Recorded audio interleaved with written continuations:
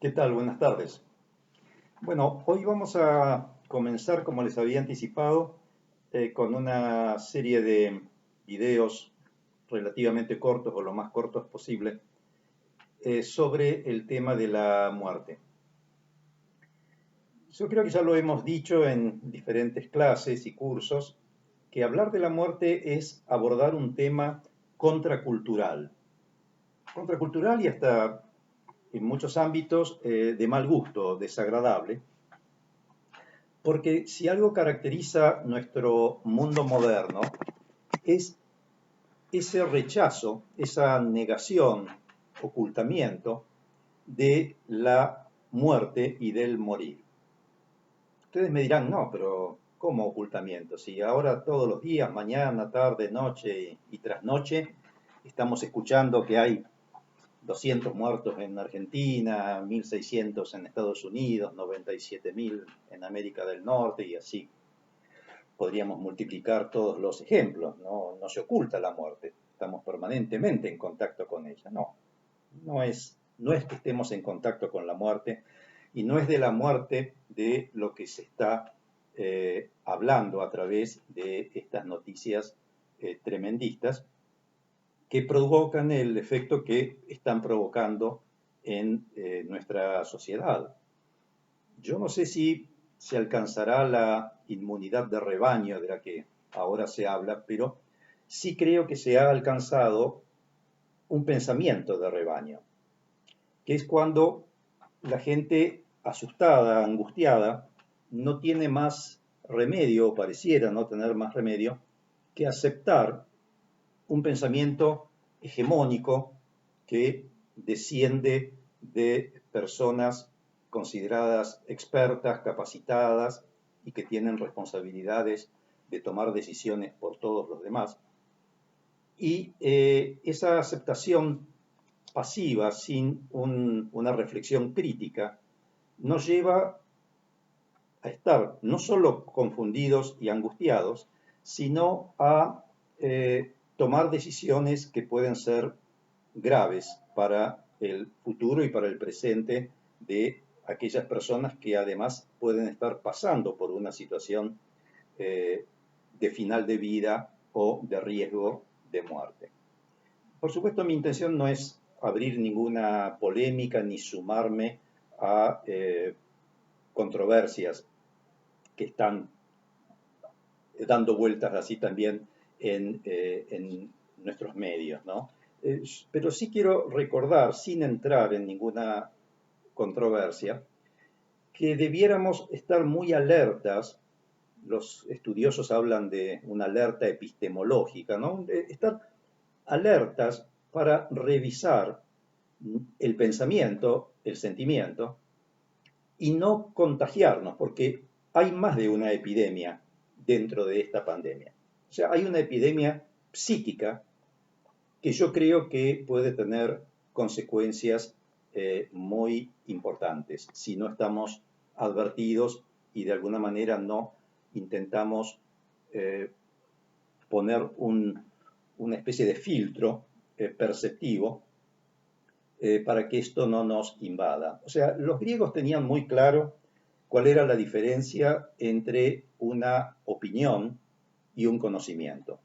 Nosotros no lo tenemos tan claro porque en el mundo moderno la opinión es algo, bueno, que todos de alguna manera ejercitamos, ese acto de opinar, que no tiene demasiado sustento en un conocimiento, sino que se basa en una impresión, en un aspecto emocional, según la percepción, creencia consciente e inconsciente que nosotros tenemos referida a diversos temas. Por eso, en situaciones de crisis, pero aún en la vida normal, la opinión es algo que muchas veces domina la escena y la escena de nuestro propio pensamiento, y quedar atrapados en una opinión, adheridos a una opinión, es algo que ya nos impide avanzar en lo que puede ser la comprensión de la realidad.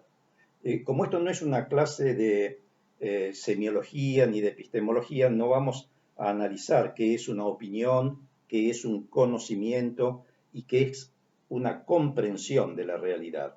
Pero sí déjenme mencionarlo porque tal vez necesitemos recurrir a estos conceptos y a la diferencia entre estos conceptos cuando abordemos algunos aspectos del tema de la muerte. Opinión, más o menos todos sabemos que es una opinión, algo que no está basado en un verdadero conocimiento, ya lo dije. Conocimiento es la adquisición intelectual de un saber, pero comprensión de una realidad, de una verdad eventualmente, no es solamente el conocerla intelectualmente. Yo puedo conocer intelectualmente una realidad y que eso no me haya modificado absolutamente, o sea que antes y después de ese conocimiento que yo he adquirido en forma de información, yo sigo siendo la misma persona, sigo sintiendo de la misma manera y sigo percibiendo de la misma manera. Eso es, tengo un conocimiento intelectual que lo puedo transmitir, del cual puedo dar conferencias, escribir libros, pero no me ha transformado mi manera de relacionarme con el mundo. De manera que no comprendí precisamente la realidad, la verdad de la cual estoy hablando. Porque una realidad que no me transforma, que no me modifica, que no, de alguna manera no me pone en otro plano de evolución personal, no es una verdadera comprensión. Cerrado este paréntesis aclaratorio, después vamos a ver el concepto de muerte, como también está atravesado por aspectos culturales, de hecho que la muerte es un hecho cultural, ya que no es lo mismo en todas las épocas, en todas las culturas, en todas las geografías, la forma en que se muere, los valores que se juegan en cuanto al criterio de dignidad y respeto por el ser humano en el momento de morir.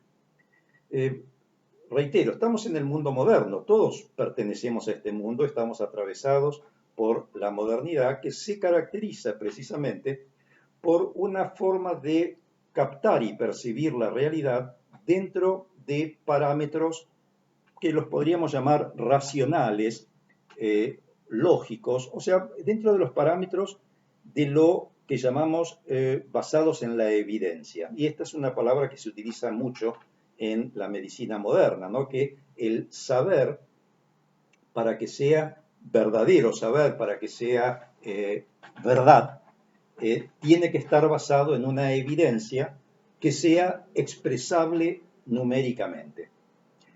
Vivimos en el mundo y en la cultura de los números. Bueno, por eso estamos tan cargados de números. ¿Por qué?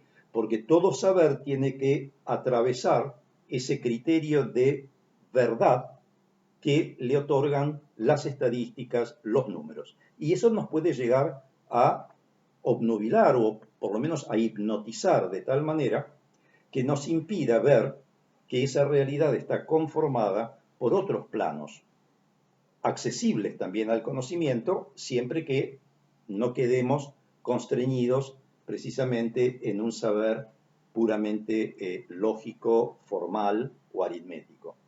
No hace falta que les diga, porque ya lo hemos repetido, que por supuesto que el saber estadístico, en este caso, por ejemplo, epidemiológico, nos aporta mucho y les aporta mucho a quienes tienen que tomar determinadas decisiones. Pero al ser humano común, en lo personal, no nos está dando una aproximación de qué es lo que verdaderamente sucede en cuanto al sentido, en cuanto al significado que pueda tener un hecho. Entonces, la muerte en nuestra cultura se caracteriza por algo que lo podríamos denominar de muchas maneras, pero es un fracaso. La muerte es una catástrofe. Es una catástrofe porque para el hombre promedio moderno, Más allá de la muerte no hay nada que sea concebible por nuestra forma condicionada de pensar. Y no se trata de tener una visión materialista o idealista o espiritualista de este tema, sino que se trata de poder tener acceso a otras formas de percepción de la realidad, más allá de que no estemos entrenados desde que aparecimos en este mundo para desarrollar formas de percepción diferentes. Para desarrollar una nueva forma de percepción, precisamente lo que se requiere es una capacidad de comprensión, estar abiertos a una comprensión más allá de lo estipulado, digamos, más allá de lo establecido por el paradigma de conocimiento de nuestra época. Siempre el hombre sintió miedo, hubo sufrimiento en relación con la muerte.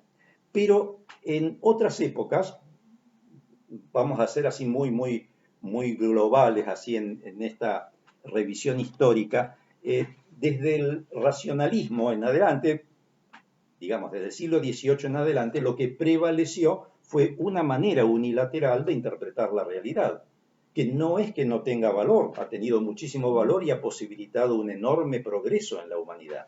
Pero, como dijimos en otros encuentros, el quedarnos restringidos a esa única forma de percibir la realidad nos ha quitado algo que llamamos la posibilidad del sentido más allá del hecho en sí mismo. O sea, el hombre siempre murió, el hombre siempre sufrió y tuvo miedo ante la muerte. Dicen los que han estudiado este tema, sobre todo, bueno, Philippe Arié, a quien volveremos a citar muchas veces, inclusive Paco en su último libro, mencionan que podríamos establecer la historia del hombre sobre la Tierra a través de la arqueología funeraria, digamos, a través de la arqueología de las tumbas. O sea, tal vez la cultura comienza no cuando aparece la escritura, sino cuando aparecen las primeras tumbas, que significa que el hombre desarrolla un sentido respecto de la muerte diferente al de otras especies, porque el hombre, o el ser humano, perdón, por lo menos desde el Homo sapiens en adelante, es la única especie que entierra a sus muertos y que los entierra de manera ritual, o sea que le da un sentido a ese acto de morirse, despedirse y construir un monumento que perdura en el tiempo. Cuando hablamos de trascendencia, o sea, de concebir algo que está más allá de la vida, más allá de la propia vida individual, porque después veremos que cuando hablamos de vida, ese concepto es un poco inasible, o sea, definir qué es la vida es sumamente difícil, como por supuesto también veremos que definir qué es la muerte es difícil, exclusivamente desde un plano racional. Pero la vida y la muerte pueden vivirse con un sentido o simplemente la transcurrimos sin saber muy bien ni por qué vivimos ni por qué morimos o ni para qué vivimos o para qué morimos. Ahí es donde radica un poco la diferencia entre una mirada trascendente y una mirada mucho más empírica, donde el destino del hombre pareciera ser siempre el cementerio. Cuando hablamos de trascendencia no estamos entrando en un plano místico o en un plano religioso, porque la necesidad de perdurar en el hombre existió siempre y existe, aún en la persona más incrédula. O sea, el perdurar significa el deseo, la necesidad de que aún después de muerto alguien nos recuerde a través de nuestros escritos, de nuestras obras de arte, a través del afecto que hayamos dejado en nuestros descendientes, si es que dejamos algún afecto, perdurar en la memoria de nuestros descendientes o seres queridos. Pero esa es una mirada de una trascendencia de corto alcance, más allá de que algunos puedan tener alguna alguna estatua de bronce o de mármol en la plaza de algún pueblo. Uy, de invasión tecnológica. Bueno, el tema entonces del deseo de perdurar es común a todos los hombres, sin necesidad de recurrir a algo sobrenatural, o sea, a una creencia religiosa. O sea, está en la naturaleza humana, es un arquetipo del inconsciente colectivo de la humanidad. Dice el libro tibetano de la vida y de la muerte que el drama del hombre moderno precisamente es que vive sin encontrarle un sentido a la vida, muere sin encontrarle un sentido a la muerte, porque en realidad vivimos sin saber quiénes somos, o sea, vivimos ignorando quiénes somos. O sea que hay un tema muy interesante y muy para profundizar, que es el tema de la identidad. La pregunta es, ¿quiénes somos y qué es lo que muere cuando yo muero? Y se abre entonces sí un espectro de pensamiento que vamos a ver cómo en distintas culturas aporta diferentes respuestas y cómo de alguna manera la visión con la que debemos abordar el tema de la muerte tiene que ser no solo amplia, sino multidimensional.